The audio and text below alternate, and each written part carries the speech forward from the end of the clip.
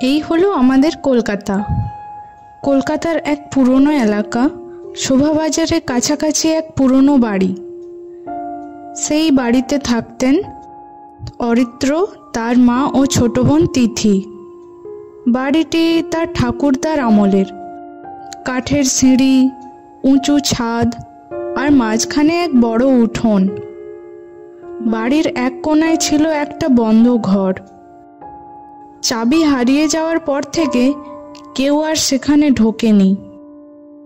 সেদিন ছিল বিজয়া দশমীর রাত। তখন রাত 11টা। আশেপাশে সব মণ্ডপ বন্ধ হয়ে গেছে, আলো নিভে গেছে, আর আশেপাশের রাস্তাও শুনশান।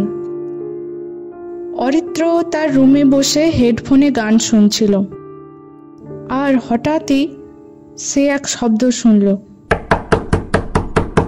সে ভাবল কেউ দরজায় টোকা দিচ্ছে। দরজা খুলে দেখে কেউ নেই। তখনই শুরু হয় সেই রাতের গল্প। রাত বাড়ছে, ঘড়িতে তখন 11টা পেরিয়ে 11টা 5 মিনিট। আচমকা উঠোনের দিক থেকে আলো আসতে থাকে, লালচে রঙের, যেন আগুনের আভা। অরিত্র জানালার ফাঁক দিয়ে তাকিয়ে দেখে সেই বহু বছর বন্ধ থাকা ঘরের দরজার ফাঁকা। তার মনে পড়ে ছোটবেলায় শোনা গল্প। ওই ঘরে নাকি কেউ আছে, কিন্তু বড় হয়ে সে সব ভুলে গিয়েছিল। কৌতূহলে বাইরে যায় অরিত্র। ঘরের ভেতর একটা পুরনো আয়না রাখা, যার গায়ে একসময় সিঁদুরের ছিটে ছিল। এখন সেটা ঢেকে গেছে ধুলোয়। কিন্তু সে যখন আয়নার সামনে দাঁড়ায়, দেখে নিজের প্রতিবিম্ব নেই, বরং সেখানে দাঁড়িয়ে এক বয়স্ক মহিলা। আর তার চোখ দুটো শুধু সাদা। অরিত্র দৌড়ে নিজের ঘরে ফিরে আসে, দরজা বন্ধ করে দেয়।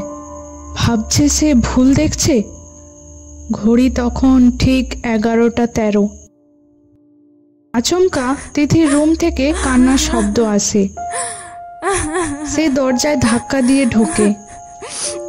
তিথি জানলার দিকে তাকিয়ে কাঁদছে আর বলছে, দাদা ভাই, তুমি কি জানো, ও বলছে আমায় সঙ্গে নিয়ে যাবে, মা যেন জানতেই না পারে। অরিত্র অবাক হয়ে যায়।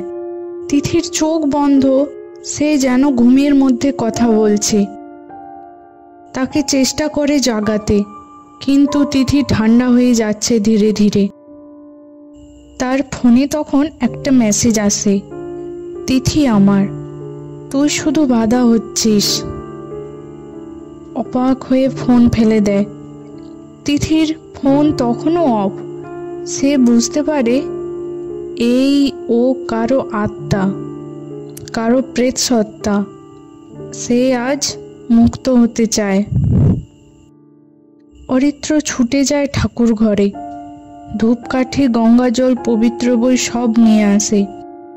কিন্তু সেই ছায়া তখন তিথির রুমে জায়গা করে নিয়েছে। দরজা বন্ধ, জানালা খুলে বাতাস বইছে, আর এক ফাঁক দিয়ে দেখা যাচ্ছে তিথির গায়ে হাত রেখেছে সেই পোড়া মুখের মহিলা। অরিত্র সাহস করে দরজা খুলে ধূপ জ্বালিয়ে বলল, যা চাও আমি দেব, আমার বোনকে ছেড়ে দাও। আমাকে কেউ আটকাতে পারবে না। আমার আত্মা আজও জেগে আছে, এক নতুন দেহের খোঁজে। ওই ছিল আমার পথ, তুই সেটা আটকালি।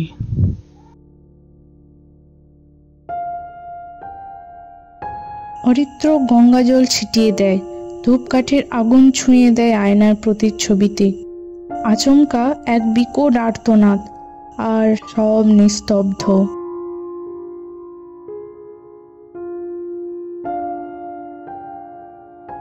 রাত কেটে যায়। তিথি ধীরে ধীরে জ্ঞান ফিরে পায়। জানে না কি হয়েছে, শুধু ভাবে একটা দুঃস্বপ্ন দেখেছে। অরিত্র জানে সে যাই হোক না কেন সেই আত্মা এখনো বন্ধ ঘরেই আটকে আছে, হয়তো কখনো মুক্ত হবে না। সে ঘরের দরজায় কালিমার একটা ছবি টাঙিয়ে দেয়। ঘড়ি তখন 5টা, প্রথম রোদ্দুর উঠছে। কিন্তু ঠিক তখনই মোবাইলে একটা ছবি ভেসে ওঠে। ঘরের সেই আয়নায় এখনো দাঁড়িয়ে সেই ছায়া, চেয়ে আছে শুধু। রাত আবার আসবে, আবার 11টা বাজবে।